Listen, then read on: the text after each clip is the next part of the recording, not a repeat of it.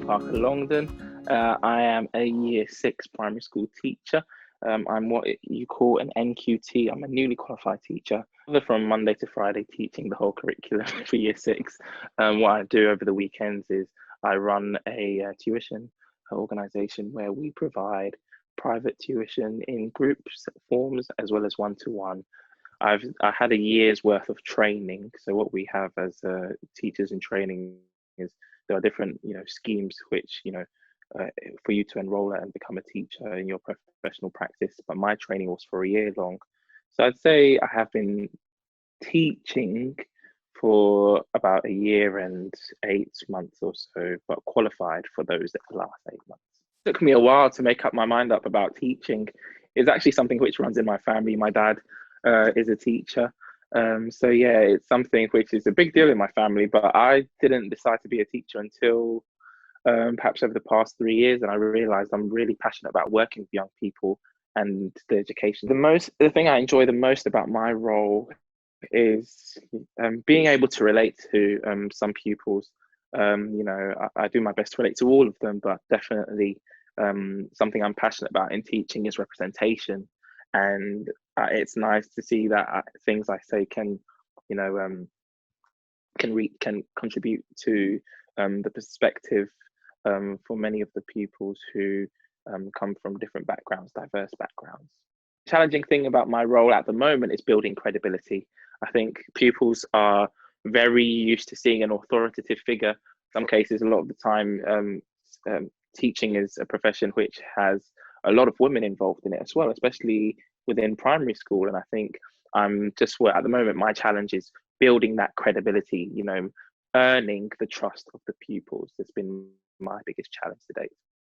Pretty inconsistent, I'd say. I think it's easier to put your trust in someone who is consistent and who is reliable. And as a teacher, children are very smart. I think they're definitely underrated with with what they're capable of. They are definitely smart and they can pick up on things and cues. And so it's very important to put your best foot forward in front of the pupils, because they are watching you, and they already have their first impressions of you as as their teacher, and more so just their impressions generally based on what you show them. So it's very important to be consistent and be fair as well. My undergrad was in politics and international relations, which is a very different course. It's something I was especially passionate about during secondary school and even in sixth form, studying government and politics. So I wanted to get involved in international relations, more so with development and actually helping and doing a lot of humanitarian level. After a lot of deliberation about being passionate about mentorship and working with young people, that's when I realized that teaching would be a great opportunity for that, because in real time you can see the progress. Okay, so in being a teacher, I think if at this stage now, wherever you are in your stage of life, if you want to be a teacher, it's very important to know the different types of training courses there are in being a teacher. So I studied a PGCE, which is a year-long teacher training course, which involves a lot of placements, being based at a school for a period of time and seeing and exploring your progression and how you understand what your philosophies in being a teacher are. And so, yeah, there's the PGCE route. I'd say it is very intense. It is very intense. And so it is advised that you have some sort of school experience before getting into that year-long intense teacher training. Alternatively, there are school direct opportunities through different organizations. One of those organizations is Teach First, which is renowned for its teacher training scheme.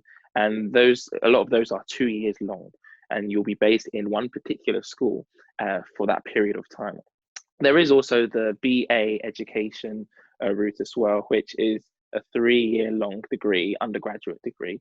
In some cases, I think there's a 4th year to specialize, but generally it's the length of a standard undergrad. And by the end of that as well, you'll get what is a QTS, your qualified teaching status, which is the same in all routes. So there are 3 general routes in becoming a teacher. It's very important to know this, because I didn't know, the full opportunities until later on, which is, if I had made up my mind sooner about wanting to become a teacher, then I would have taken perhaps that undergraduate course as opposed to doing a degree in something else and a PGCE afterwards. On all my socials, I am Michael P. Longdon. So that's MICHAELPLONGDON. Alternatively, you can contact me on my email, which is MPL, those are the initials to my name, at michaelplongdon.com.